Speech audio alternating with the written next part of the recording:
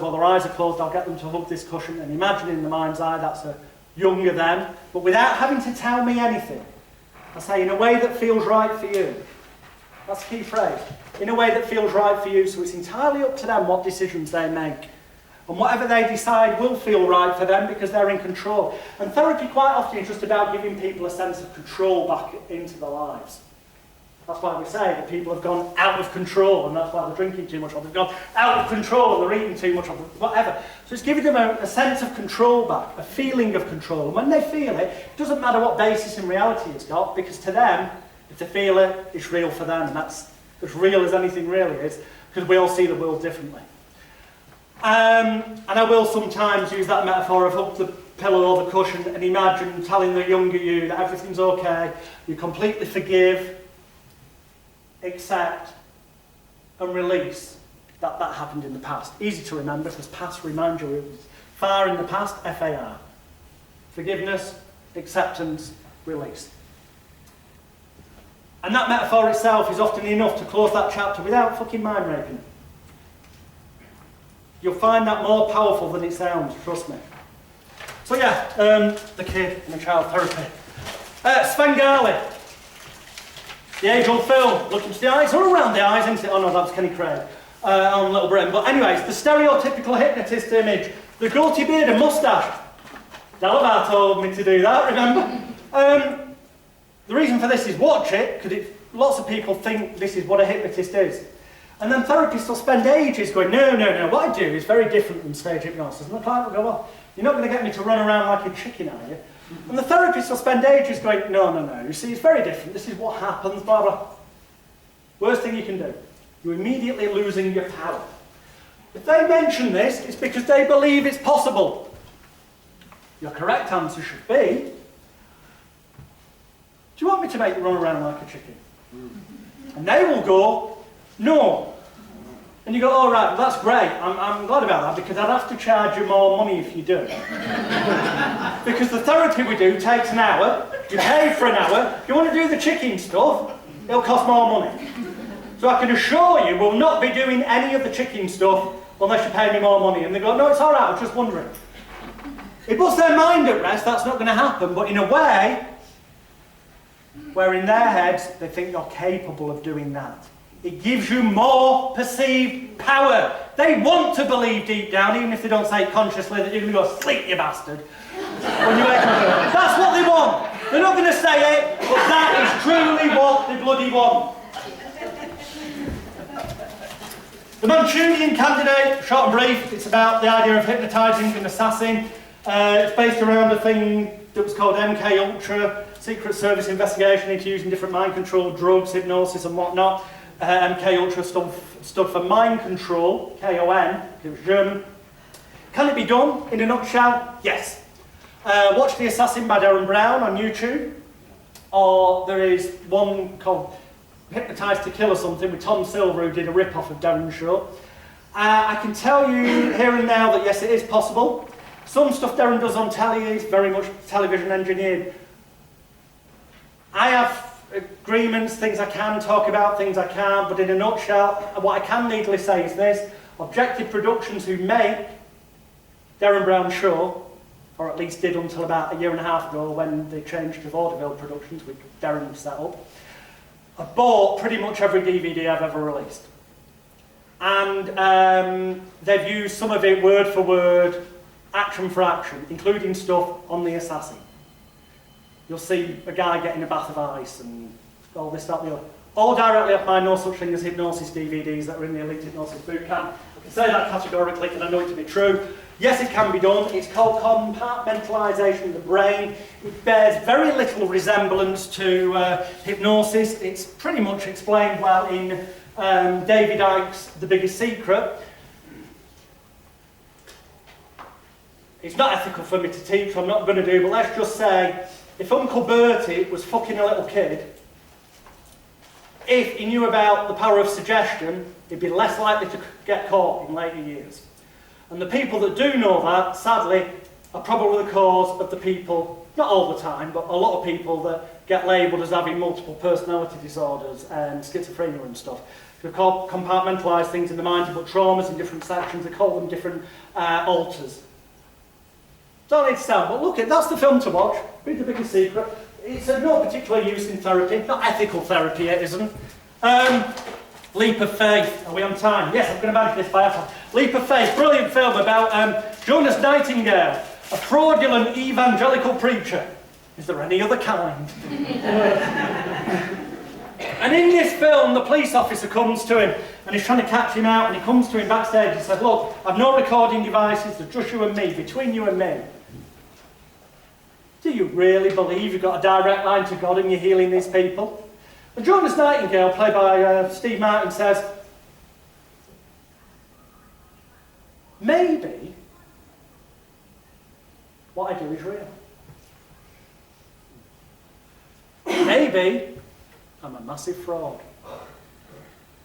But what's it matter just so long as the job gets done and those people's lives are changed?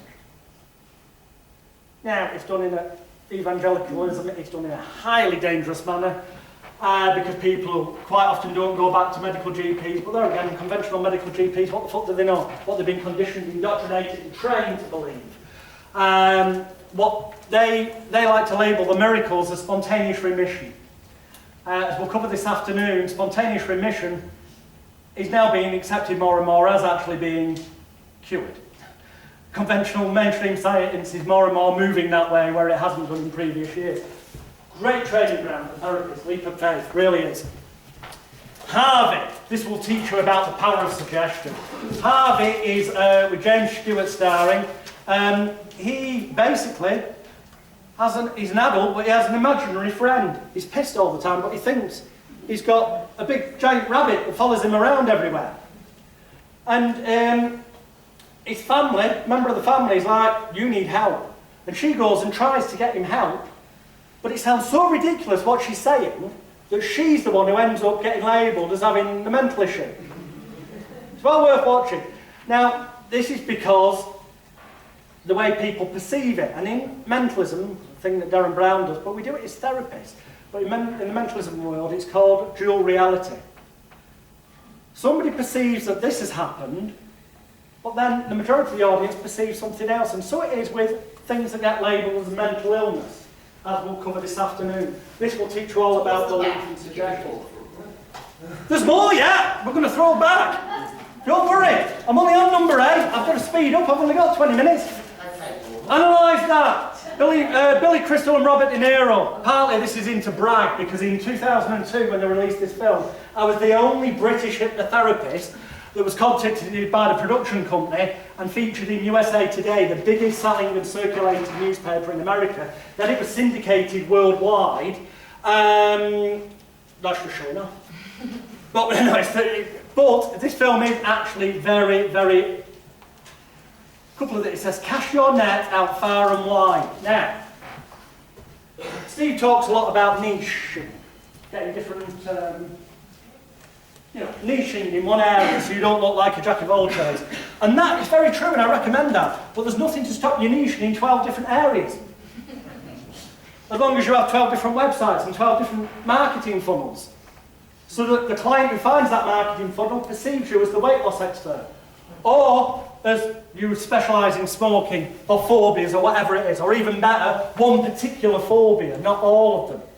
Because then you seem more of an expert in that field, more credible and better than other people who generalise, so you can charge more. That film's all about that kind of stuff. Forrest Gump. I'll just read these out, you get the idea. Practically every sentence in this film, every metaphor is great for therapy, but you don't have to be smart to become a super achiever. Hey, look at me. Single-minded focus on one thing at a time can work miracles. Don't doubt or question, just believe. And believe. Yeah, lovely word, believe. You may wonder why that says anal mug pen. I might tell you later. Believe. In other words, because So-called reality only exists in the mind of the person who believes it. It's their perception of things. In truth, it's probably a complete lie. But whatever they believe will affect what they do, so they will be the lie.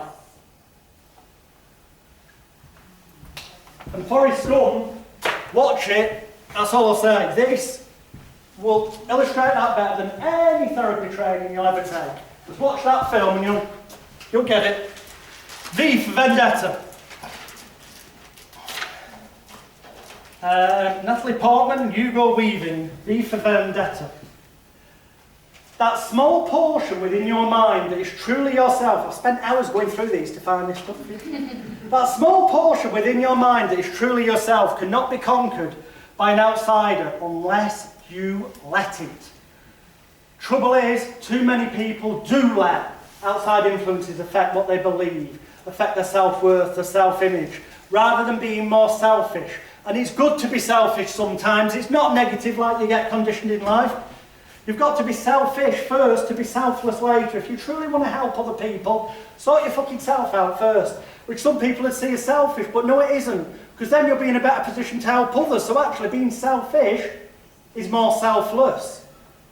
You've got to be good inside. You've got to fill that gap before you can truly fulfill your own potential. Through pain, sometimes we find our values and find integrity. Let's not forget, a diamond that we pay thousands upon thousands of pounds for is merely a piece of coal that's gone through immense long-term pressure. Give hope to people, inspire them, motivate them, if nothing else. I hope by the end of today I'll have done that to you, but I have more to share this afternoon. Give hope to people, inspire them, motivate them, it reflects back.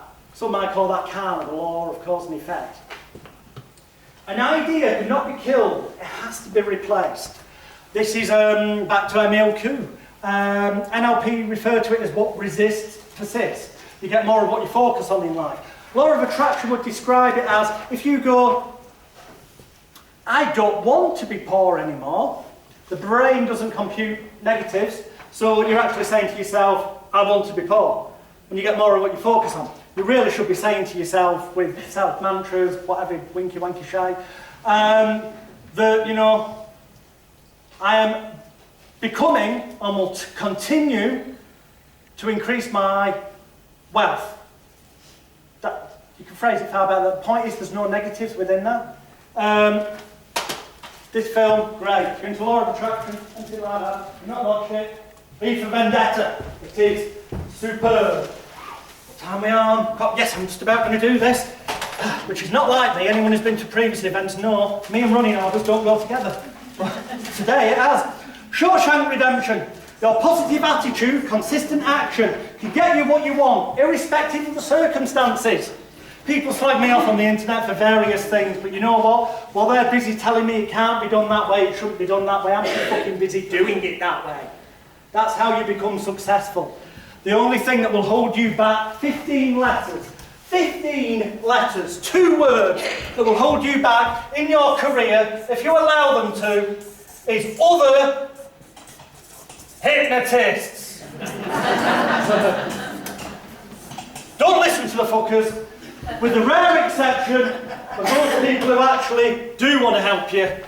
They're few and far between. I'm glad to say we're in good company today. Steve is one of those very few. Your tool that you use is not as important as your willpower. Focus on something you can make it happen. That's not just for yourself, though. It's about, it doesn't matter what winky-wanky, ritualistic, seeming process you go through with your clients. As Richard Bansler once said, I believe, well, as mental illness doesn't really exist and it's all made up, we may as well make up the treatment. And he did, and he turned it into a cult called NLP, but anyway. That's all it takes really, pressure and time.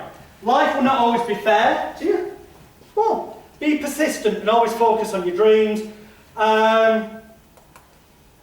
Key one for this film, very, very important if you want to be successful. Don't be afraid of what other people think of you. It's none of my business whether you like me or fucking hate me. It isn't. That isn't what is going to keep paying my daughter's acting school fees, her singing fees, taking me and the wife out to restaurants practically every night of the week. No. Focusing on other stuff is what does that.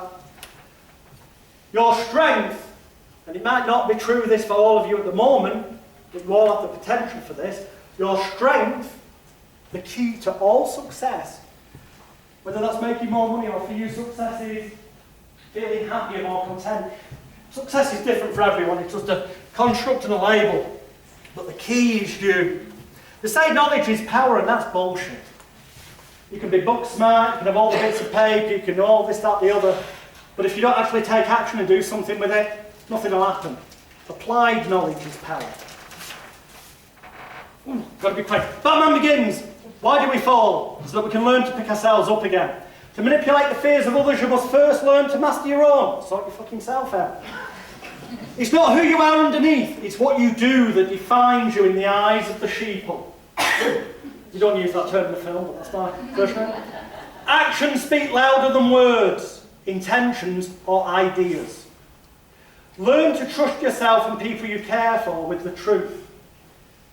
People get scared of getting into relationship issues, so they, they get insular. But all they're doing is attacking themselves and moving themselves away from potential opportunities of being happy. The fact is, you are going to get hurt again at some point. And yeah, it will probably happen sooner if you give it the opportunity to do. But guess what? So will having those experiences of feeling happy as well. They'll happen sooner. Everyone struggles in life. The key is to find something worthwhile to struggle about. It's got to have some kind of worth, real meaning. Fear is inevitable. Just like pain is in certain situations. Embrace it.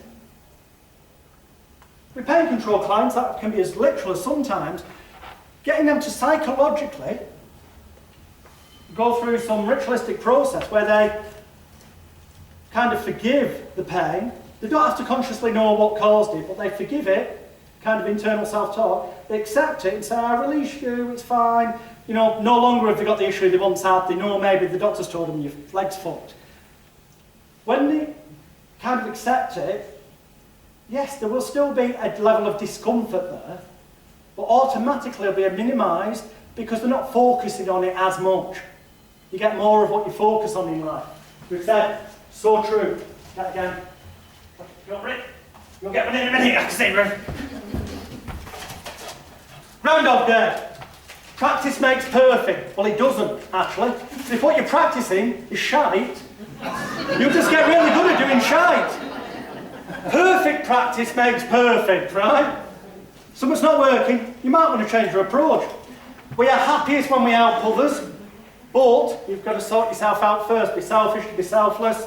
Without consequences, then nothing matters. Because if there weren't consequences and failures, how would you know you've done something good? Embrace fuck-ups. NLP would say, every failure is merely a moment of opportunity to future success. It's pretty much the same thing. Yes, man. It's about giving yourself opportunities in life. Luck. What is luck? Some might say I've been incredibly lucky. I got myself in the media, I got myself on the word rapidly, I got myself around the world, I've treated celebrities. I've shagged a number of them as well, but hey, look. Cocaine does that. But luck doesn't exist. Luck is when preparation meets opportunity. Be ready. But then there's another thing. Richard Branson once said to me, he said, if you get offered an opportunity and you don't know how to do it, accept it. Then find out how to do it afterwards. Lead the life you want. All of this helping other people, whatever your motives, whether it's to make money or you feel it will make you, if you are one of those people who are still trying to solve your own problems, and that by helping other people it makes you feel better because you're doing something good for the world, and it'll feed back to you. Fucking what? I'll tell you what's more helpful. Loads of money. I've been skinned, I've been homeless, I lived on the streets of London for a period of time. I have had a net worth far in excess of £1 million. I don't now. I've been bankrupt. I've been here, there and everywhere. I can tell you something.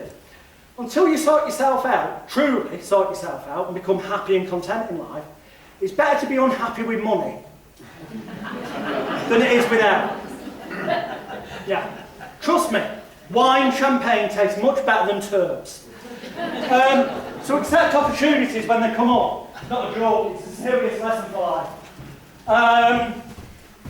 We're halfway through and I've only got 5 minutes. We might overrun 5 minutes. The Matrix. I've already said before, what we believe, what we feel as an individual isn't necessarily the truth. Read The Biggest Secret by David Icke. Things are not always as perceived, especially not when you're getting brainwashed by the media and stuff. The true nature of reality is always what you perceive it to be. Unfortunately, that's down to what you allow your influences in. We as therapists have to create an environment and a situation where the client feels safe, that we are the right expert to help them. Where they see the books on the wall, where they see the diplomas and think, yeah, I'm right, this person clearly knows what they're doing. Where they see the social proof on your website, videos of people going, my life's changed. All that kind of stuff, so that they know in their head, you are the person that will, not might, will. It should be in the state of mind, will change their life. If they come with the state of mind that you might change their life, you're making your job more difficult than it needs to be. Most of it should have been done before they even get there, as we'll cover this afternoon. Don't be a sheep, question everything. Our mindset is the biggest obstacle in life. You have to let go of everything. Fear, doubt, disbelief. Free your mind. When you learn to do that, you will become bigger than yourself. In the film it says you will become the one. It's what you need to be, but in this context, the one that you become is the right expert for them. The right therapist. Whatever winky wanky title you're going to give it. EFT, TFT, bash your brains out. I don't care what you call it. Inception. What is the most resilient parasite? Bacteria? A virus? No. An idea inside the brain and the unconscious mind. As Emile Coué said, when the imagination and the will are in conflict, the imagination, i.e. the unconscious subconscious mind, will always win. So it's no good just giving a suggestion, an idea to the conscious. We have to replace the fucking faulty programming in the personal laptop computer for it to have long-term change. An idea that is fully formed, fully understood, with emotions attached, that sticks right there in the brain, emotions. The more you can attach emotions, because if they've got an issue, somewhere there'll be emotions connected to it, but we don't want to mind rape them. There's ways of doing it, we'll cover this afternoon, doing it content-free. But if we can alter those emotions to different ones, the outcome will be different. It's not rocket science. That's why it's called the personal change industry. We change something, you end up with a different result. It is not rocket science. I'm going to end up just passing these to people at the front and then sharing them amongst yourselves at lunchtime, because that way I'll save time. The Truman Show. There are no secrets in your life. Everything is public ultimately. Well, that's the day and age we're living now. But there's more so. If you want to be truly successful, it depends what your definition of success is. I'm talking in the context of making the maximum amount of money for the minimum amount of effort. That's the context I'm talking in. And for therapy, one of the ways of doing that is you need to become either within your field, if you're teaching other people, or you're going to be an expert in a certain therapy thing. You're going to have to put your head above the parapet. And you will get negative, not just from people in the industry, but you will. So you might want to seriously consider, do you actually want to be successful in this industry? Go up in the side, you know, pass them around at lunchtime, everyone share. Because you know what? You might be better off going and getting a proper fucking job. It depends what your true goals are in life. Because I guarantee if you deep down examine it and look at your life personally, not a single one of you in this room, not a single fucking one of you, and if you say you do, you're liars. Not a single one of you wants to spend every hour of the day listening to whingy, moaning, fucking attention-seeking dickheads. Sorry, clients! Clients! You don't! You don't, if you're honest about it. You want the money it brings, and what you can do with that within your life. The less you can do it, for more profit, the better. But that does have a negative side of having to put your head out there. Maybe that is what you don't want to do, maybe it isn't. Equilibrium. Emotions, when suppressed, the message of the film is eliminate war. It's about people having conflicts. And the message is, in terms of therapy, in here they drug everyone. Well, guess what? That's happening in everyday life. As we'll dangerously cover after lunch. I recommend you read George Orwell, 1984, and Aldous Huxley's Brave New World. This film brings them both to life. And, well, as therapist, when you realise you need to... I'm just going to... People at the front will share with other people. Just save time. You've got to realise that people are affected by everything. That's what we're dealing with. Unfortunately, we live in a world we're going to overrun by 5 minutes, but hey-oh. This one's called DSM, Psychiatry's Deadliest Scam. You can watch these for free, actually, these ones, on a website, www.cchr.org, which is cchr.org. Or you can buy them on eBay for a few quid each, including delivery.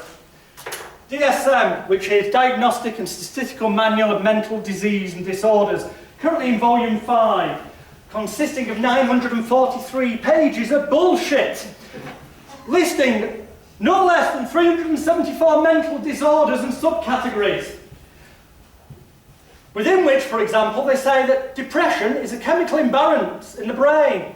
As we'll cover after lunch, that's now been proven to be bullshit.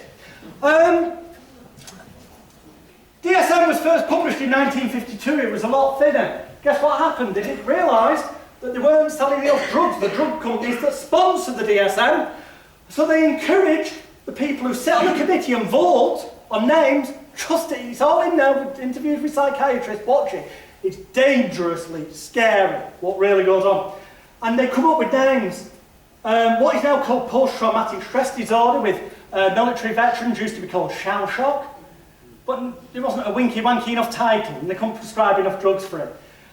Depression, there is no. Serotonin imbalance in the brain, bullshit! Because the antidepressants they prescribe actually don't help that anyway, as we'll cover later, it's very relevant. Within DSM itself, in the front, in its own book admits it's bullshit. It actually says no definition adequately specifies precise boundaries for the concept of mental disorders. And yet, it's a $330 billion industry in America alone prescribing drugs. It's happening more and more here. When the truth is, you know what, 99.9% of these people, all they need is someone to make them feel loved, wanted, needed, appreciated, cared for, cherished and valued, which will then help their self-confidence to increase, their self-esteem, their self-image, their self-control, which will make them able to love themselves more and have a better feeling of self-worth. And then, you know what? Most of the problems will fucking disappear. Automatically. Dead wrong. From the same website, you can watch this for free. How psychiatric drugs kill. They come up with fancy titles to scare and impress people. But we can learn from that and come up with fancy titles for the therapy we're going to offer that help people. Labels are to scare people. Biggest example of that is cancer. The word causes more deaths than the alleged thing. Psychiatrists are the perceived expert. Well, what do? They look in DSM, find something that lists the symptoms of what the person says, most of the time, or they just choose one at random, scaringly is exposed here, and prescribe some drugs. Simple answer. If something abnormal is happening to somebody in life, a natural treatment, a natural cure, and I don't mean herbalism or all that, although we can do that through food and stuff, obviously, it's going to be better always than some manufactured bullshit drug that has side effects. Because most of the drugs anyway, when they're investigated, when you really look into it, are no more effective than a sugar pill placebo. And the studies that say they are tend to be the ones funded by the drug company, strangely enough. What a strange coincidence. The hidden enemy, psychiatrist's covert agenda. I've already covered that. It says shell shock, but again, that's free from that website. Psychiatry, an industry of death. Over 500 million people worldwide have been prescribed psychiatric drugs for conditions, get this, that are not diseases, and to which no blood test, no x-ray, no chemical imbalance test, no brain scan and indeed no physical testing can prove that 99% of things in DSM exist. In my world, I'd say then, they fucking don't. And then Richard Bandler was right. If it's purely imaginary, we can use a purely imaginary cure. And we do. It's called the placebo effect, which we'll cover and demonstrate after lunch. The Marketing of Madness, same website. You see, there's no money in being normal, not to psychiatrists. However, to us there is. If we can make people feel good, they'll go away and rave about us, be our social proof, and get us more clients. And we don't need to sell them some winky-wanky fucking drug that's got side effects, including may kill in small print on the bottom. Avatar. The universe is alive and all things are interconnected. Work with nature. If you do something natural, you tend to get a natural result. Do something unnatural, you tend to have an unnatural effect, both on the mind and the body. It can often be as simple as that. Fear nothing. There's loads more in it, but I just haven't got time. Fear nothing. It's all an illusion. Things only have power if you allow them to. Hence they say fears is false evidence against reality. Russell Brand, don't worry, we've only got 5 more left, so we'll be finished in the next few minutes for lunch. Russell Brand is a perfect example, this is Messiah Complex itself, he's a perfect example that focusing on what you really want in life, networking and getting contacts, being persistent, is more fucking important than talent. And that's the only reason for his DVD. Now, a slightly better example is The Pursuit of Happiness. The Pursuit of Happiness is an example that focus and persistence are more important than talent. The quote from the film is, you've got a dream, you've got to protect it. People can't do something themselves. They want to tell you can't do it. If you want something, go get it, period. Don't listen to the other fucking hypnotists. You share them. 3 more to go. Limitless. Imagine the greatness you could attain through using your mind and brain 100% to its full capacity. In this film, the main character, his first mistake is he waits until he has a magic pill that he believes will allow him to be limitless. It turns out just to be a fucking placebo. We're going to the placebo this afternoon. The key is, the answers are always within you. The answers are always within you. That's why Milton Erickson, the disabled therapist who's renowned, he was a bit shit actually. There's a great book called Milton Erickson, The Emperor's New Clothes, by Alexander, T-S-A-N-D-E-R, and he exposes that he was a bit shit. He's renowned as always conversational hypnosis. Sometimes it took him hours and weeks before he even got them hypnotised for any check. That's not impressive. It's not in my world. Fight Club. On a long enough timeline, given enough time, the survival rate for every one of us in this room is 0. We're all going to die. The things you own, believe in, focus on, end up owning you. So be sure you're focusing on what you truly want, not on what you don't want. Self-improvement, the majority of it, is essentially masturbation. It's actually pretty self-destructive. If you're too focused on improving yourself and going on course after course, you're distracting yourself from actually going out there, taking action and doing something. Actions have more impact than ideas. Yes, you have to plant the seed first, but action has to take place. That's why Steve will encourage clients to do homework and things like that, because there has to be a commitment and some level of action going on as well. With 3 left, the bucket list. Here's something to remember when you're older. This is a quote from the film. Here's something to remember when you're older, Thomas. Never pass up a bathroom, never waste a hard-on, and never trust a fart.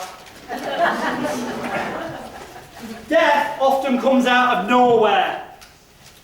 So make your bucket list now. Don't wait till you're ill or think you're older. Do it now. And when you've fulfilled them, don't go, that's the end. Make another one. So you've got a purpose in life to strive towards. Find the joy in your life. See the world now. Don't make fucking excuses that you'll do it later, because later may never come. You could be dead tomorrow. Don't read up lists on the last two, you'll be glad to hear, before we go to lunch. The Wizard of Oz. Gotta watch this. It's the greatest self-help film of all time.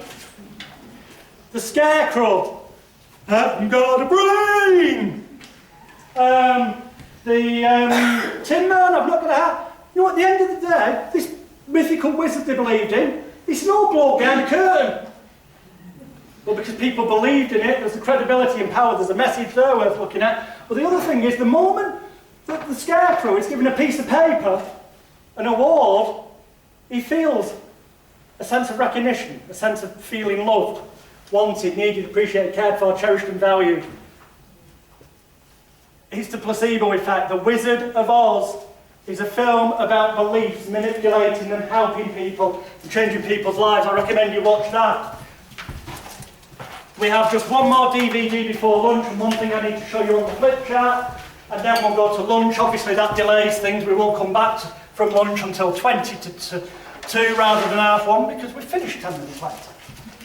The Wolf of Wall Street.